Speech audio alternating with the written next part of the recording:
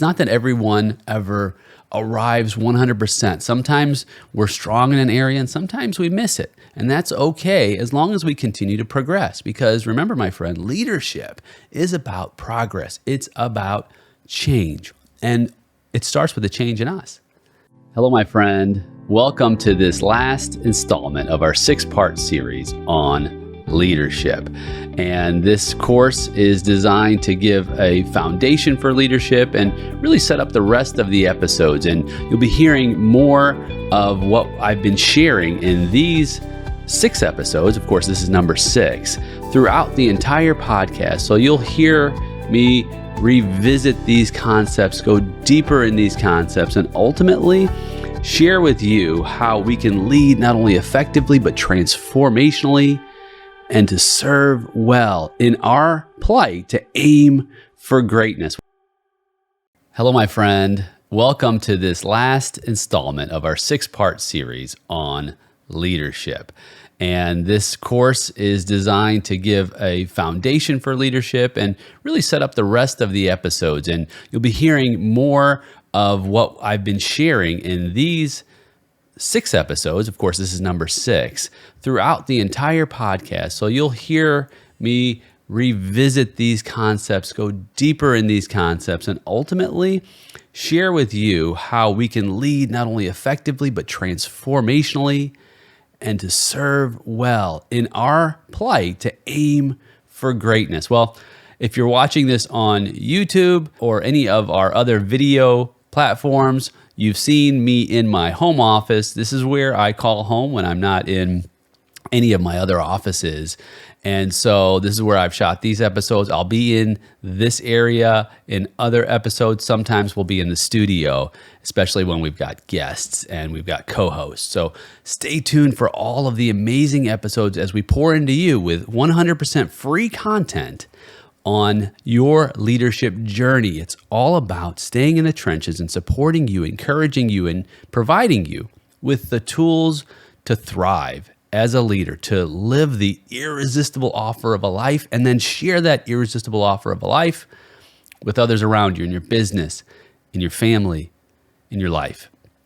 And so you'll be able to go to our website, greatsummit.com, and get tons of free resources as well as notes of the shows, and also be able to connect with us when it comes to our leadership development groups, our workshops, and all those amazing opportunities to join the community. So here we are, episode 6, the very last installment. And this episode is about the pitfalls that we face as leaders. And they're pitfalls that I've seen again and again in leadership, in business leadership, in family leadership, in general life and community and different areas of leadership to where we express influence. So I'm going to go through my top 10. Now, there's lots of other pitfalls, but I'm just going to go through 10 of them that I'd like to share with you. And inevitably, some of these pitfalls you will recognize either in yourself or in others that you've followed or that you've witnessed their leadership. And it's not that everyone ever arrives 100%. Sometimes we're strong in an area and sometimes we miss it. And that's okay as long as we continue to progress. Because remember, my friend, leadership is about progress. It's about change. And it starts with a change in us. And so the very first pitfall that I've seen leaders fall into time and time again is that leaders are doers. And oftentimes we find ourselves, and boy, am I guilty as charged, of not delegating and elevating. I am a doer through and through, and I spend so much time actually performing laborious tasks when I know that I can delegate those tasks out and elevate. I've got this phrase I use, do what you do best and outsource the rest. There are activities that are outside of your genius zone that you're likely doing right now. And those activities are keeping you from really just blossoming in your genius zone. You say, well, Nate, there's things that I'm doing that right now, I've got no one to help me.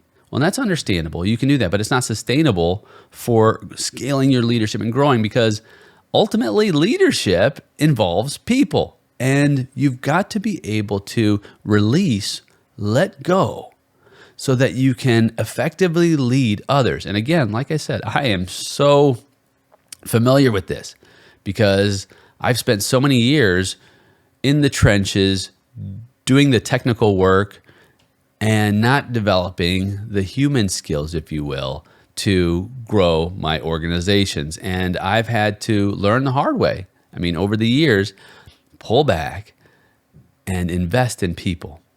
That's number one. So delegation, am I taking on too much of myself? And we'll actually, another number 5, when we get to number 5, we'll talk a little bit more about that in a different way.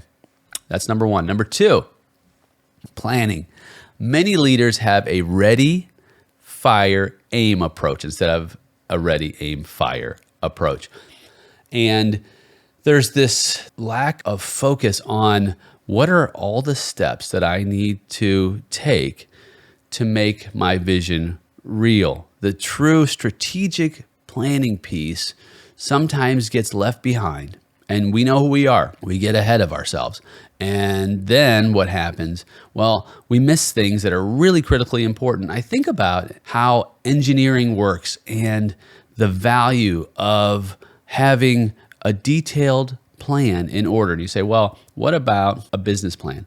Do I need a business plan and to be successful? Because some business owners, they don't have a business plan and they make it. Well, yes, but is it better to lay out the groundwork for my vision, my mission, my values, my strategic opportunities in the marketplace, my threats, my opportunities, my strengths, my weaknesses? Of course, that's a SWOT analysis. We'll talk about more of that later.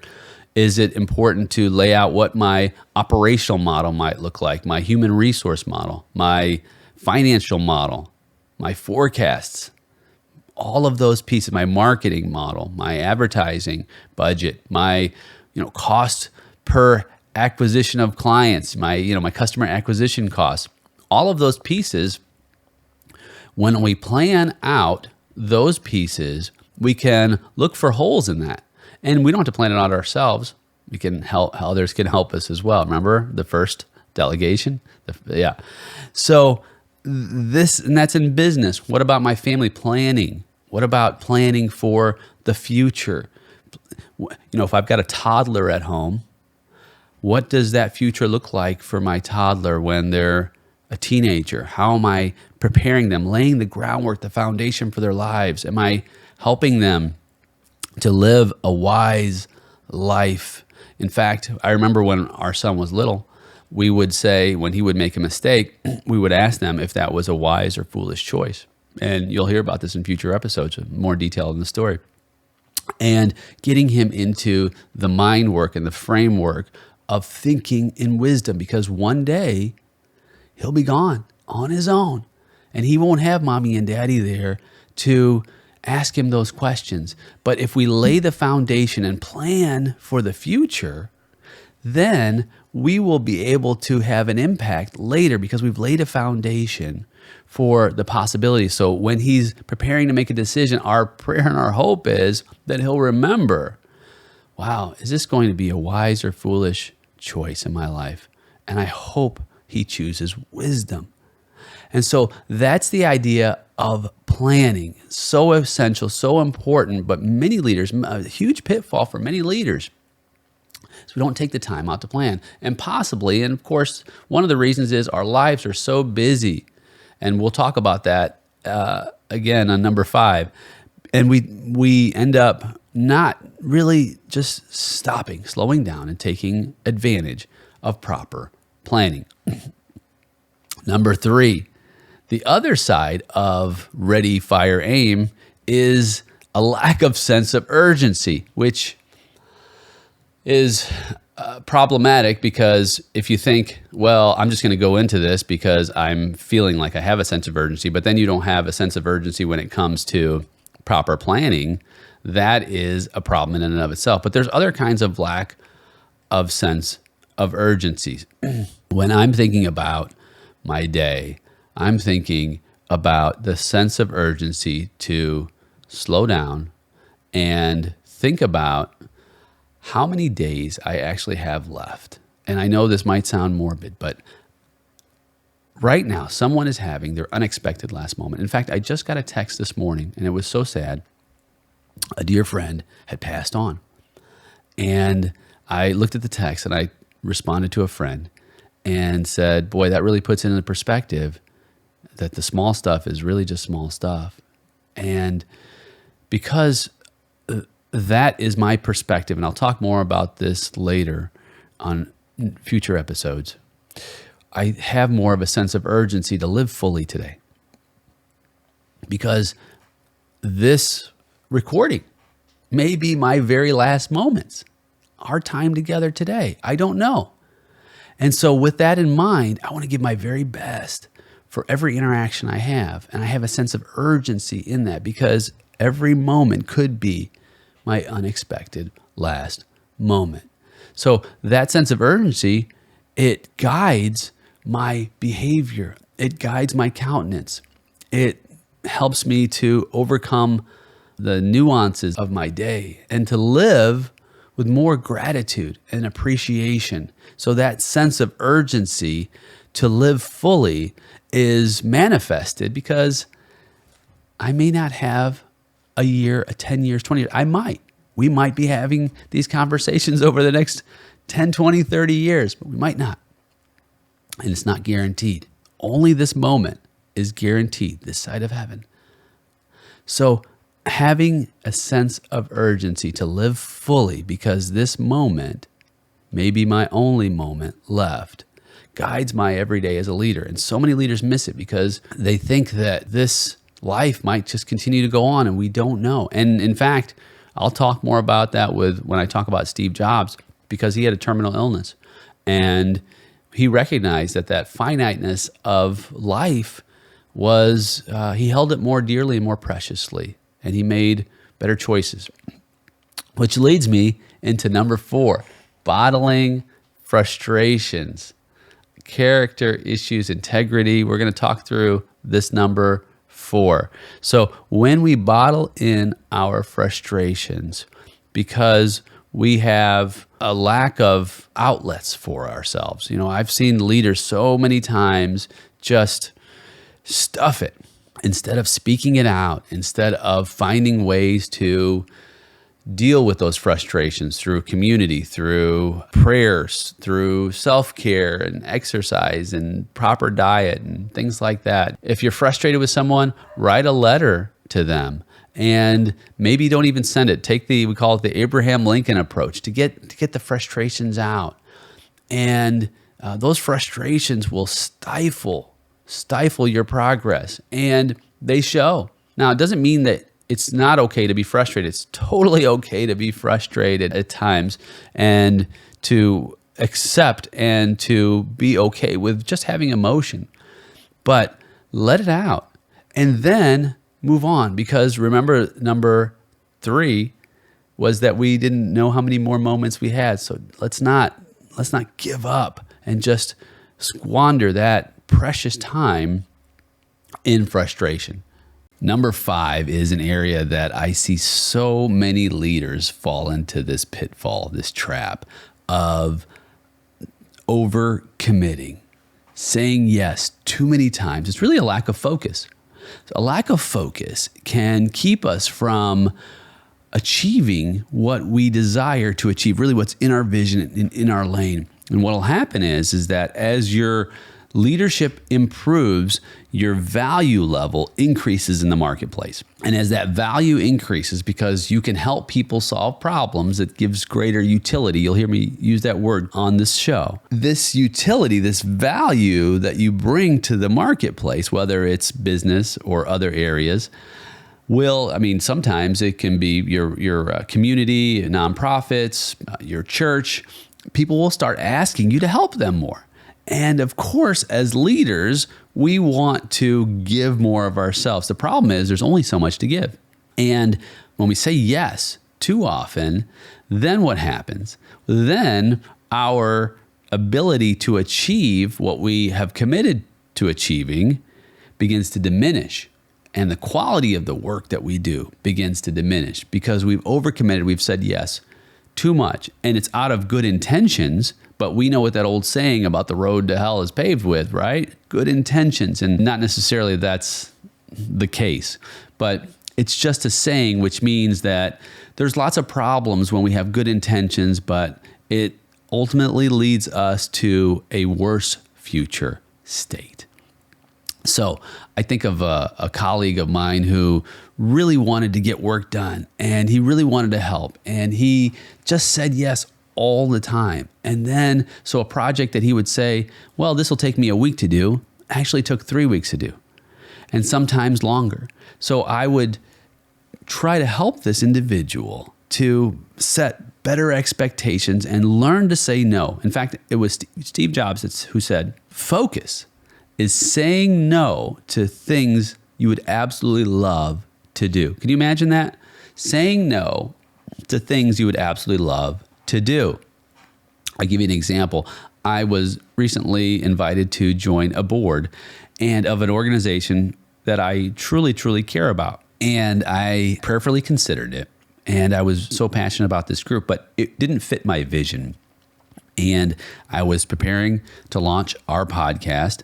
And I spoke with a few different mentors and I came up with the answer. As much as I would love to do it, I had to say no. It was really difficult. I wanted to say yes so badly. But what happened when I said no? I was liberated. Saying no is liberating. It's freeing. And sometimes that first no is the most difficult one. And what it does is it frees me. It frees me to walk in integrity and true commitment, which really leads into number 6, which are character issues, lack of integrity, misplaced ambition. We're going to talk a little bit about that because the response to saying no is that I have the integrity to follow through on my commitments that I've already made. And so when we talk about integrity, what is integrity? It's a word we toss around a lot. You'll hear me talk about it quite a bit on the show because it's critically important in leadership to have strong character. We know leaders who do not have good character, who do not have integrity, are not trustworthy. And integrity is only one aspect of trust, and I'll go through a number of them on the show. But integrity, I view it as this. The word integrity and integer share etymology. What's that $5 word? They share language and usage and historical language. So the integer, a little math trivia for you, is a whole number. It's undivided. 1, 5, 3, 5, 7. You can't divide it like you could a 9. You can divide a 9 by 3, right? And so an integer is undivided. And to have integrity is to be undivided. It's to be whole, which means in certain contexts and settings that your word is whole. When you speak the truth and you speak in a way that's not divided, in other words, well, I'm going to tell you this, but I'm going to do something different. That's divided. That's not, it's uncommitted. Think about a ship. The integrity of the hull. We talk about an integrity. The hull has integrity. What happens when a ship's integrity is breached? The integrity of the hull is, you may have heard that term. The hull has been breached, the integrity of the hull, which means we have problems because the integrity of the hull, it carries weight in dispersing just how strong it is to withstand any type of issues coming in, such as water, right? So if it's been breached, then water can come in and then it can sink the ship. And just in the same way with our leadership, if we have a lack of integrity, if our leadership's hull, if the integrity has been breached, it's quite possible that our ship, our leadership, will sink. It's that important. And we've seen it. We've seen it in our communities, in our churches, in our government, in our organizations, in our institutions. We've seen leaders sink because of lack of integrity. So hold fast to your integrity. It's so critical. I can't stress it enough. If you're not there, take a step today. This is a huge pitfall for leadership, and followers need us to walk in integrity. Number 7. Some leaders are just plain unmotivated to follow through. They give up. I've seen this time and time again at the cusp of a major breakthrough. And they see the challenges, they see the issues mounting up, and they don't follow through. Motivation is an essential aspect of leadership, and it's an essential aspect of showing followers, of modeling, if you will, what is possible in the face of adversity.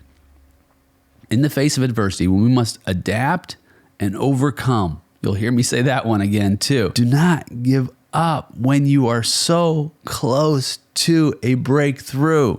I'm going to tell you what happens when we do not give up, and I'm going to give you some strategies on how to not give up. It's a huge pitfall that I see, this lack of follow through and the I can't model.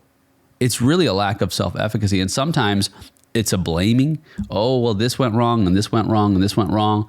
And I couldn't control all these things. And that does happen. Things do go wrong that are beyond my control. And sometimes I have to make a change. In other words, I have to sometimes close a business, end a relationship. I'm not talking about that in terms of giving up, but follow through and follow through strong. Give it everything. And just because you closed a business or you ended a relationship or something changed to where that had to stop, that doesn't mean that you've given up. That simply means that you've had to make a change. But stay the course. Finish strong. Don't give up. Remember, failure is not final. It's feedback. It's only final when we give up. Number 8.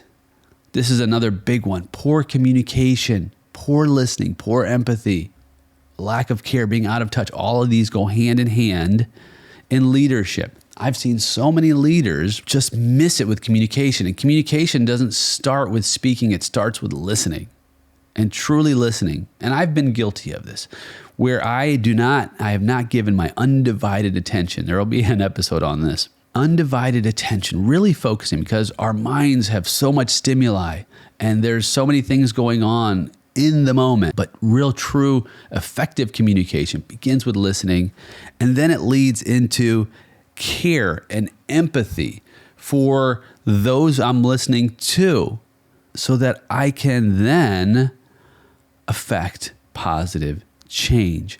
And so many leaders are completely out of touch because they're not thinking about their followers. All they're thinking about is their own agenda.